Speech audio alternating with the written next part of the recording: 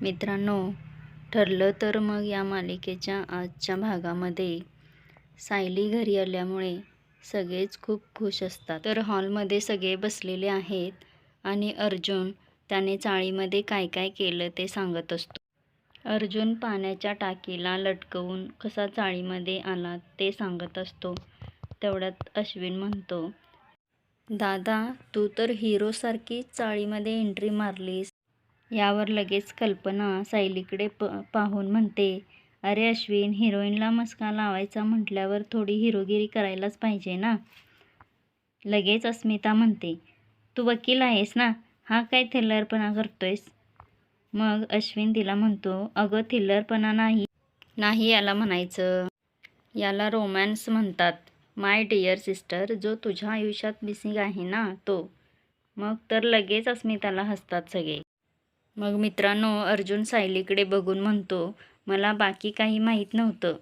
हे माहीत होतं बायकोला परत घरी कसं घेऊन यायचं ते. यासाठी एफर्ट्स घ्यावे लागणार आहेत. तर अस्मिता म्हणते, दुसरं काय करतोस तू? बायकोच्या अगदी आहारी गेलायस तू. मग लगेच कल्पना म्हणते, अस्मिता आता सगळे आनंदात आहेत ना, मग तुला नेहमी आनंदात कडवटपणा का आणायचा असतो ग. मग प्रतापही म्हणतो, करेक्ट आहे अस्मिता, सगळे आनंदात असणं खूप महत्त्वाचं आहे आणि यातच आपलाही आनंद आहे. मग कल्पना म्हणते, मी तर यानेच खुश झाले की सायलीने अर्जुनची चांगलीच खोड मोडली. मग सायली अर्जुन एकमेकाकडे बघतात आणि सगळेच हसतात. मग अश्विन म्हणतो, वहिनी खरंच तुला खूप मिस केलं ग. यावर विमल म्हणते, हो सायलीताई, तुमचं नाव घेतल्याशिवाय एक दिवसही जात नव्हता घरात. आता कसं घर भरलं भरलं वाटतंय. मग ही अस्मिता मनातल्या मनात विमलला म्हणते, तू सगळ्यांना मधाचं बोट लाव म्हणजे तुला सगळीच डोक्यावर उचलतील. विमलचं बोलणं ऐकून सायली म्हणते, मलाही खरंच खूप छान वाटतंय. यावर कल्पना म्हणते, सायली तुझी बॅग ठेवून फ्रेश होऊन ये. हे ऐकल्यावर अर्जुन लगेच म्हणतो, नाही नाही, माझी बायको नेहमीच फ्रेश असते ना. इतक्या दिवसांनी घरी आले तर मग बस सगळ्यांशी गप्पा. बॅग मी घेऊन जातो रूममध्ये. अर्जुन गेल्यानंतर प्रताप आणि अस्मिताही गुड नाईट म्हणून हॉलमधून निघून जातात. मग अश्विनही निघून जातो. मित्रांनो, इकडे बघा, अर्जुनच्या रूममध्ये किती पसारा पडलेला आहे आणि अर्जुन हा पसारा पाहून डोक्याला हात लावतो. गडबडीने सगळ्या वस्तू जागच्या जागी ठेवतो आणि रूम स्वच्छ क्लीन करतो. मित्रांनो, इकडे कल्पना आणि सायली दोघीच हॉलमध्ये बोलत बसलेले असतात. कल्पना सायलीला सॉरी म्हणते. सायली, तुझा कॉल घेता आला नाही असं ती सायलीला म्हणते. तर सायली म्हणते, तुम्ही का सॉरी म्हणताय? उलट चाळीमध्ये लाईट नव्हती, पाणी नव्हते, मलाच कॉल करायला जमलं नाही, आम्हीच हैराण झालो होतो. सायलीचं हे बोलणं ऐकून कल्पना लगेच म्हणते, आणि अर्जुनने येऊन मदत केली. अगं तो तुला त्रास कसं काय होऊन देईल सायली. तुमच्या दोघांच्या नात्यामध्ये जो गोडवा आहे ना, त्याला कोणाचीही दृष्ट लागू नये, अगदी माझी सुद्धा, असं कल्पना सायलीला. मग लगेच सायली कल्पनाला म्हणते, अहो आईची दृष्ट कधी लागते का, असं काय म्हणताय. मग कल्पना म्हणते, सायली, माझा आशीर्वाद तुमच्या पाठी कायम आहे. कधी तुमच्या दोघांच्यामध्ये रुसवा फुगवा झालाच तर तुम्ही भांडा, पण परत एकत्र या. या घराला माझ्यानंतर तुलाच बांधून ठेवायचं आहे. देवीची कृपा म्हणून मला तुझ्यासारखी सून मिळाली. हे कल्पनाचं बोलणं ऐकून सायली मात्र विचारातच पडते. ती मनातल्या मनात म्हणते की इतकं प्रेम नका करू आई. मी जेव्हा निघून जाईन तेव्हा तुमची काय अवस्था होईल. मित्रांनो, आता इकडे हावरट प्रिया आणि नागराज प्रॉपर्टी मिळणार म्हणून खूपच खुश झालेले आहेत. प्रिया नागराजला म्हणते, मला परत एकदा सांगा. तर नागराज म्हणतो, अगं दादा करोडोंची प्रॉपर्टी तुझ्या नावावर करतोय. प्रिया तर हे ऐकून खूपच खुश होते. नागराज प्रियापुढे हे मान्यच करतो की ही प्रॉपर्टी मिळवण्यासाठी त्याने काय काय उद्योगाने गुन्हे केलेत ते. तो प्रियाला म्हणतो, आता मी असा निवांत बसून प्रॉपर्टी मनसोक्त उपभोगणार आहे.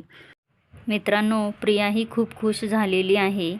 तिला याच्यावर विश्वासच बसत नाही की रविराज किल्लेदारची सगळी प्रॉपर्टी तिला मिळणार आहे. आता इकडे चाळीमध्ये महिपतीची माणसं आली आहेत. ते चाळकऱ्यांना विचारत आहेत की पाण्याचा टँकर आणि लाईटची सोय कोणी केली ते. ते सारखं सारखं विचारत असतात पण कोणीच बोलत नाही.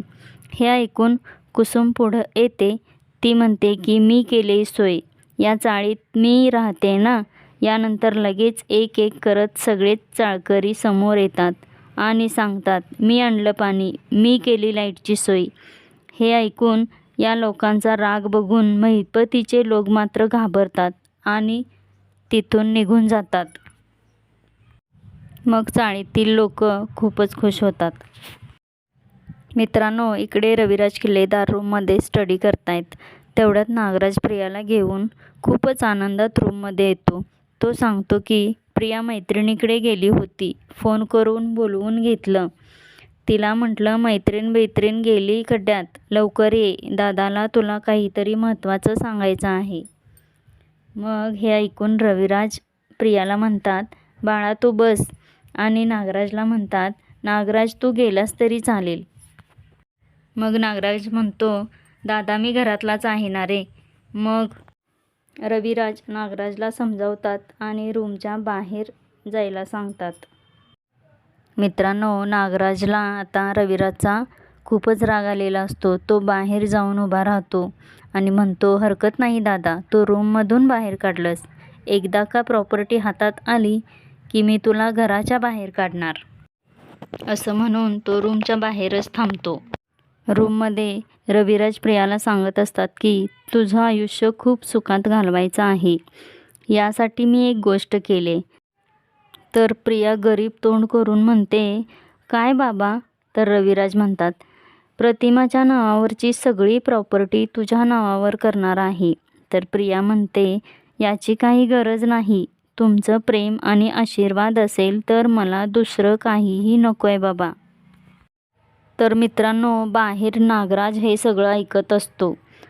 तो प्रियाला म्हणतो, एवढी ओव्हर ॲक्टिंग केलीस तर दादा त्याचा प्लॅन चेंज करेल. हो म्हण आणि प्रॉपर्टी ताब्यात घे. आता इकडे रूममध्ये सायली येत असते. तेवढ्यात अर्जुन तिला वेलकम म्हणतो. तो सायलीला म्हणतो की मिसेस सायली, तुम्ही जेव्हा रूममध्ये नव्हता ना, तेव्हा या भिंती मला विचारत होत्या. येथे आवाज येत होता, तो कुठे आहे? तर सायली हसते. अर्जुन म्हणतो, बघा मी रूम किती नीट अँड क्लीन स्वच्छ अशी ठेवली आहे. तुम्ही करता ना तसं. मग सायली इकडे तिकडे पाहते आणि म्हणते, हो, मग ही परफ्यूमची बाटली आणि पुस्तकं? तर अर्जुन म्हणतो, हो हो मी ठेवणारच होतो. मग सायली कपाट उघडते तर अर्जुनची कपडे खाली पडतात. मग ती म्हणते, मी तुमची कपडे अशी कोंबून ठेवत नाही. मग अचानक तिचं बोलणं थांबवते. अर्जुन तिला म्हणतो, तुम्ही थांबलात का? बोला, मला आणि या रूमला तुमचा आवाज मन भरून ऐकू दे. तुम्ही नव्हता ना तर माझं लाईफ एकदम बेसूर होऊन गेलं होतं. पण तुम्ही परत आलात ना, फक्त स्माईल करायची. अर्जुनचं हे वागणं आणि बोलणं बघून सायली मनातल्या मनात म्हणते, या घराला आणि सरांना माझी इतकी सवय होऊन कशी चालेल. ती अर्जुनकडे बघते. आता इकडे मित्रांनो, प्रियाची ॲक्टिंग बघा. प्रिया प्रॉपर्टी नको म्हणत असते तेव्हा रविराज तिला म्हणतात, गुणी बाळ माझं. तन्वी, तुला पैसा आणि प्रॉपर्टीमध्ये काहीही इंटरेस्ट नाही, पण यावर तुझाच हक्क आहे ना? यावर प्रिया म्हणते, हो, तरी पण बाबा मला नको आहे हे सगळं. मग रविराजकडे पाहून प्रिया मनात म्हणते, माझं नाटक जास्त नाही ना झालं? याने पटकन माझं ऐकलं तर मरेन मी. मग ती रविराजला म्हणते, बाबा मला तुम्हाला काही दुखवायचं नाही. जे काय ठरवा ते माझ्या भल्यासाठीच. तुम्ही माझी सही घ्या, मी काहीही प्रश्न विचारणार नाही. यावर रविराज म्हणतात, दॅट्स माय गर्ल. आता सगळी फॉर्मॅलिटी पार पाडू, मग सगळी प्रॉपर्टी तुझ्या मालकीची होईल. तर प्रिया म्हणते, बाबा तुम्ही खुश आहात ना? हे सगळं मी तुमच्यासाठीच करते. तर हे सगळं नागराज बाहेरून ऐकत असतो. मित्रांनो, आता इकडे सायलीला कुसुमचा फोन येतो. तर अर्जुन म्हणतो, स्पीकर चालू करा, मलाही ऐकायचं आहे प्लीज. मग सायली स्पीकर चालू करते. कुसुमला म्हणते, बोल कुसुमताई. तर कुसुम म्हणते, सायली मला तुझ्याशिवाय करमत नाही ग. घर रिकामं रिकामं वाटतंय. तर अर्जुन म्हणतो, तुमच्या घरामध्ये कसे रूल आहेत तसे आमच्याकडे पण रूल आहेत. जास्त फोनवर बोलायचं नाही, हा रूल आहे. तर कुसुम म्हणते, मग सायलीला लगेच परत पाठव, म्हणजे तुझा नियम पाळायची गरजच नाही. तर लगेच अर्जुन म्हणतो, रूल मोडण्यासाठीच असतात ना. तुम्ही बोला, निवांत बोला. मग सायली आणि कुसुम बोलत असतात. मग अर्जुन चैतन्यला कॉल करून विचारतो, कुठे आहेस तू? तर चैतन्य म्हणतो, ऑफिसचं काम संपवून घरी चाललोय. झालं असं की ऑफिसचे बॉस गेलेत सुट्टीवर. त्यांच्या बायकोचे रुसवे फुगवे काढतायत ना, त्यामुळे सगळी कामं मलाच करावी लागतायत. असं चैतन्य अर्जुनची गंमत करतो. तर अर्जुन म्हणतो, येईन लवकरच येईन. तर चैतन्य म्हणतो, काय सायली बोलायला लागली तुझ्यासोबत? तर अर्जुन म्हणतो, हो, आणि मी कामाला सुद्धा लागलोय. वात्सल्याश्रम केसची डेट लवकर घे.